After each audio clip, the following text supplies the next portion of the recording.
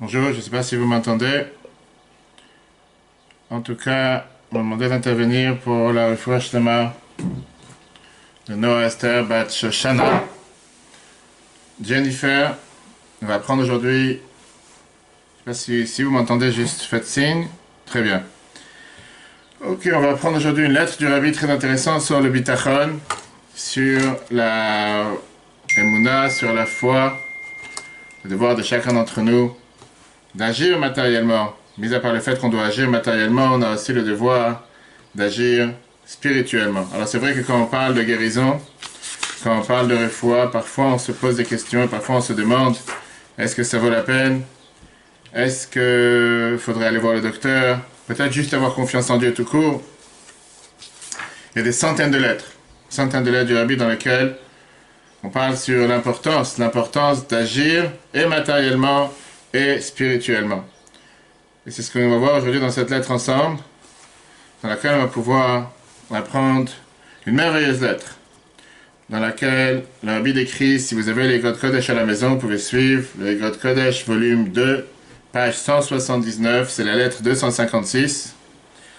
Le Rabbi répond à une personne qui demande, puisqu'il faut avoir bitachon, puisqu'il faut avoir confiance en Dieu, qu'on n'arrête pas de dire qu'il faut avoir la foi en Dieu, alors est-ce qu'il faudrait faire aussi un keli, qui veut dire est-ce qu'il faudrait faire un effort de notre part pour recevoir la bracha de Dieu, ou ça suffit de prier et d'avoir bitachon, d'avoir la foi en Dieu.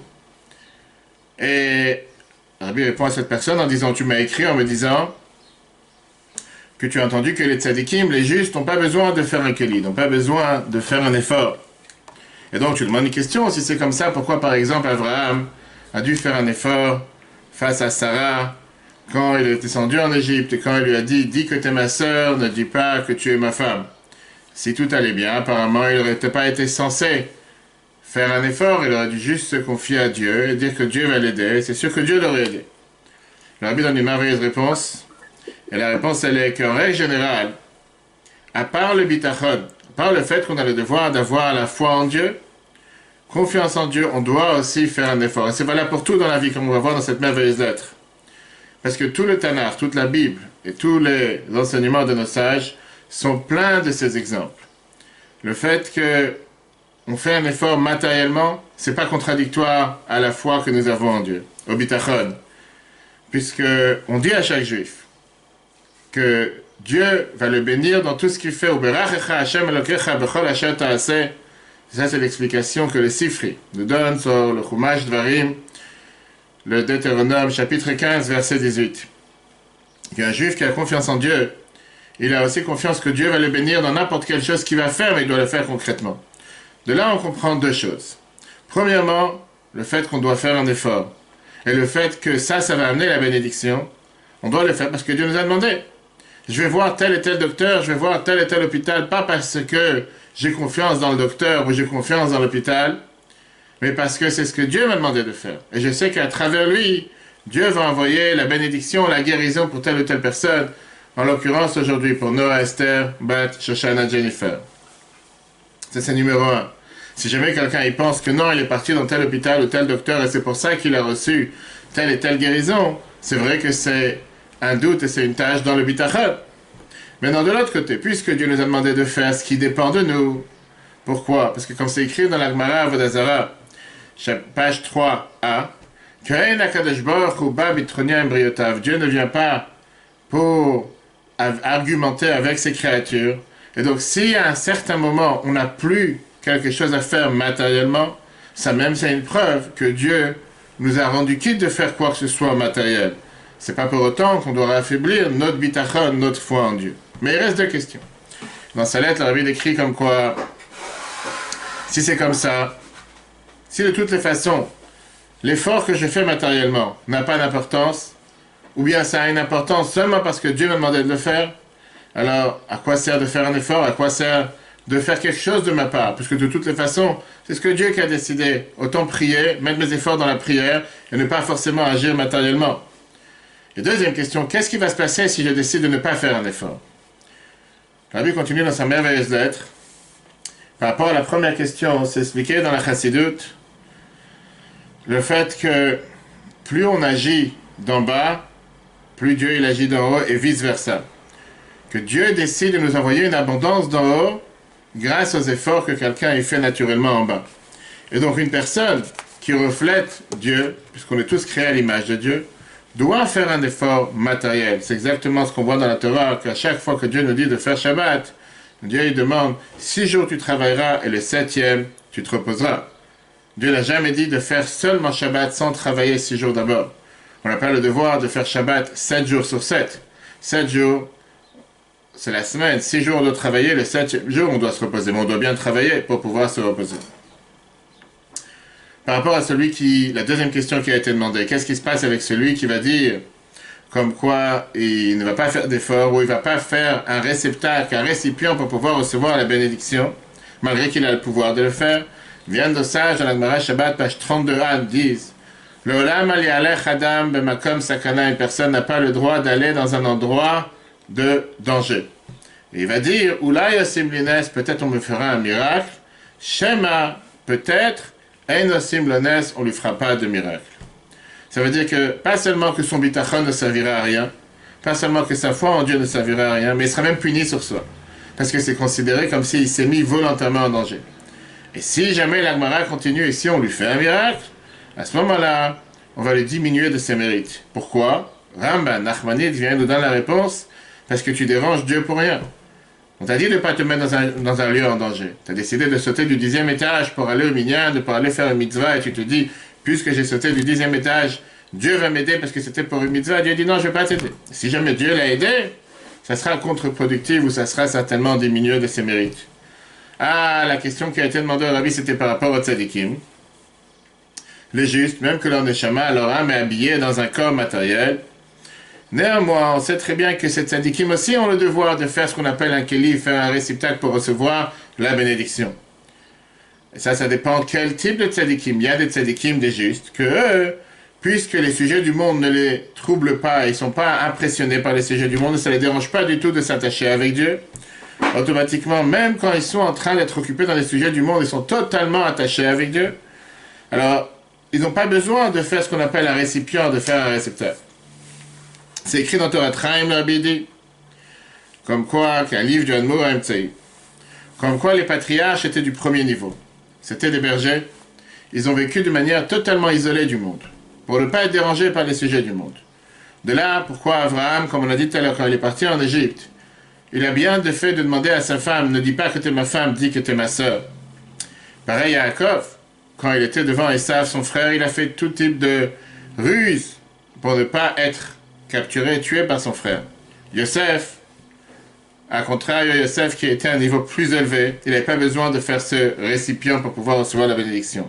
Au contraire, la Torah nous dit que Yosef a été puni parce qu'il a demandé au chef Échanson, quand il était en prison, s'il te plaît, ne m'oublie pas quand tu sors de prison de me rappeler devant Pharaon. Alors la question qui est demandée a priori, c'est contradictoire avec ce qu'on vient de dire. Parce que pourquoi Yosef aurait été puni pour être libéré? On vient de dire qu'on a le devoir de faire un effort matériel. Si tu as le devoir de faire un effort matériel, Yosef aurait dû être récompensé du fait qu'il a fait cet effort. Même Yaakov a fait quelques ruses, comme on a dit tout à l'heure, pour ne pas tomber dans le piège d'Esav. Il n'a pas été puni. Alors la Torah nous répond comme quoi Yosef avait un niveau de spiritualité, un niveau très élevé.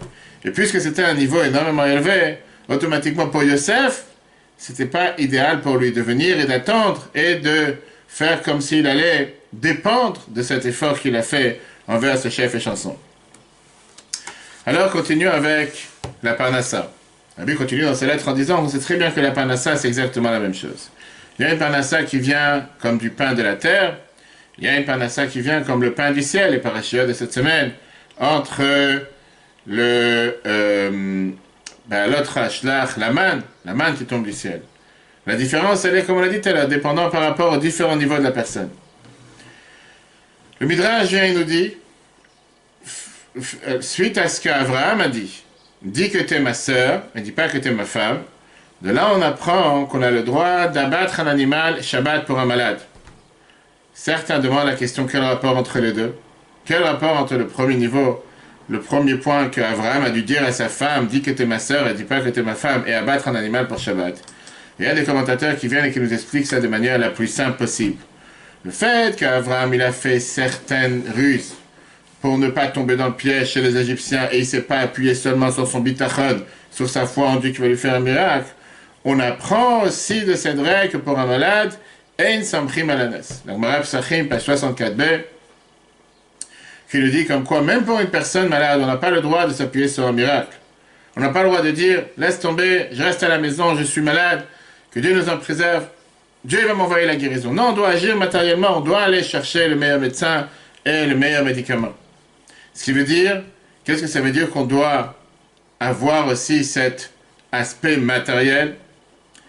Alors, on a dit que la réponse, elle est très simple, que le fait que le Midrash nous dit qu'Abraham, il a dit à sa femme, dis que t'es ma sœur et dis pas que t'es ma femme, pour le sauver. De là, a priori, on apprend que quelqu'un, il a le droit de transgresser quelque chose pour sauver son ami. Mais c'est pas suffisant. Parce qu'au moment-là, on aurait dû dire que de là, on apprend qu'on a le droit de profaner Shabbat. Pourquoi la Torah, elle te dit qu'on a le droit d'égorger un animal, d'abattre un animal Shabbat pour un malade? Et la réponse est la suivante. D'où Abraham savait que les Égyptiens, ils allaient le tuer et qu'ils allaient transgresser sur le fait de ne pas tuer quelqu'un juste pour ne pas transgresser sur le fait d'avoir des relations avec une femme mariée? Pour ça, il a dit, dis que t'es ma sœur et dis pas que t'es ma femme. La réponse, elle est qu'il s'est dit, connaissant les Égyptiens, que s'ils allaient les tuer, ils allaient faire un péché. Tuer une personne une fois. Par contre, s'ils prennent Sarah quand Abraham est toujours vivant et elle est mariée, à chaque fois qu'ils vont avoir des rapports avec Sarah, ce sera encore un péché qu'ils vont transgresser à leurs yeux, d'avoir des rapports avec une femme mariée. Le Midrash nous dit que c'est exactement la même chose qu'on dit par rapport aux malades. Quand tu vas égorger un malade égorger un animal Shabbat pour un malade, on ne va pas lui dire, on n'a qu'à lui donner à manger d'un animal qu'on n'a pas fait la shrita de manière cachère. La réponse, elle est, pourquoi pas? T'as déjà de la viande prête, juste en bas de chez toi, t'as un boucher, ils font pas cachère, peu importe. Mais la viande, elle est prête.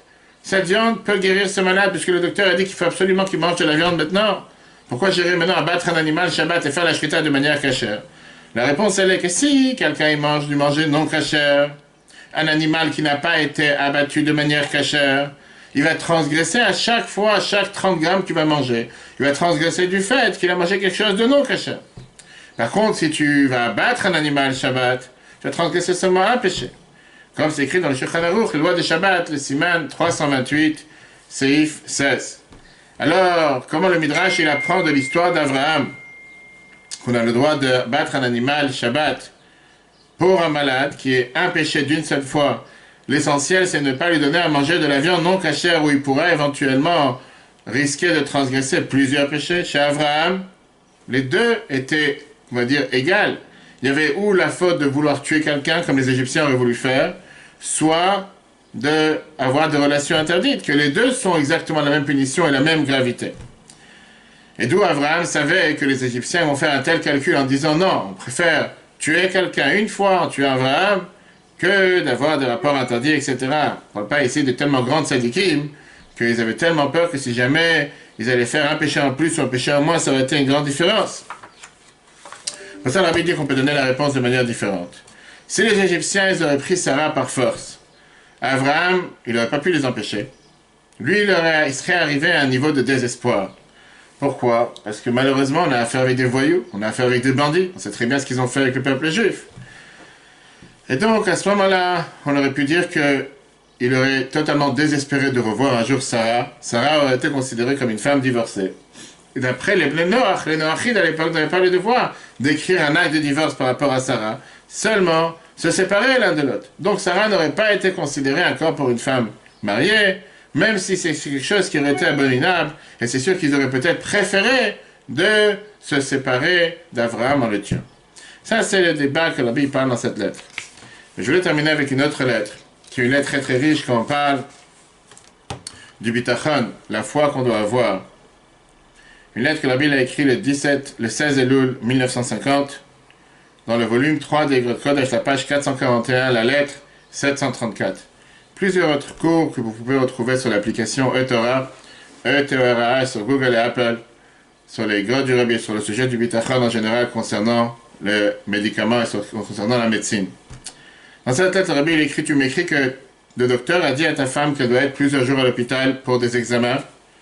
Et tu me dis qu'elle a peur de l'hôpital à cause de différentes craintes. Certaines personnes ne sont pas faites pour l'environnement hospitalier. Alors la Bible dit dans sa lettre la phrase suivante. Explique à ta femme en fonction de son humeur.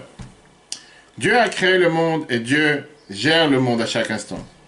Même ici en Amérique, apparemment c'était une personne qui était en Amérique, ou même que ce soit dans un autre coin du monde, que ce soit l'hémisphère sud, l'hémisphère nord, l'Australie, etc. Où on se trouve, Dieu a créé le monde, et c'est ce qu'on dit tous les matins dans la prière, dans le psaume 33, verset 9, ou Amar Vayei, ou Tziva Vayamot. Dieu il a décidé comment on appelle ça? Dieu il a décidé de faire en sorte que le monde se maintienne, et Dieu il a décidé de faire en sorte de créer le monde par la parole. Et donc il n'y a rien sur terre qui est fait sans Dieu. Tout ce que Dieu décide, c'est ce qui se fait. Mais par contre, Dieu il attend de nous qu'on fasse un récipient d'après la nature. Il veut que les choses se passent aussi naturellement. Et donc, Rabbi continue dans sa lettre.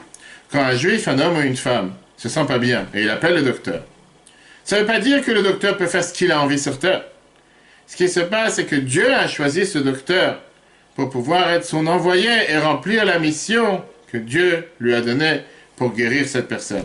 Si quelqu'un il a le bitachon, il a une foi en Dieu, sans aucune ambiguïté, que Dieu dirige le monde, alors il mérite de voir avec ses yeux matériels sur chaque pas de la vie comment Dieu le guide, comment Dieu guide chacun d'entre nous de la meilleure manière matérielle et spirituelle. Et donc, quand ta femme ira à l'hôpital, parce que le docteur a demandé d'aller à l'hôpital, elle est toujours sous la protection de Dieu. Elle est toujours sous l'œil de Dieu. C'est lui qui protège, c'est lui qui va se soucier sur elle, que les choses se passent de la meilleure manière, matériellement et spirituellement. Alors, la Rabbi termine sa lettre. J'espère que ta femme sera aussi forte avec sa foi et son bitachon, que c'est sûr qu'il va s'accomplir les bénédictions comme mon père avait l'habitude de donner, qu'il lui donne, qu'elle ait une refouach lema, une bonne guérison, et que toi et elle pourront très rapidement annoncer qu'elle est totalement en bonne santé. Je suis sûr qu'elle a l'habitude de donner la tzedaka, en règle générale, avant d'allumer les bougies, tous les vendredis soirs, et je pense que c'est la même chose pour Noah, Esther, Batleshana, Jennifer, et toute sa famille et ses proches. Et c'est sûr qu'elle a l'habitude de dire aussi, le psaume du Rabbi. Le Rabbi l'écrit dans cette lettre 71 à l'époque. Aujourd'hui, nous avons l'habitude de dire le psaume 119, puisque c'est le psaume que nous disons cette année pour le Rabbi. Et tout ça, le prendre et le prendre sur elle, blinader, sans aucun vœu et sans aucun engagement.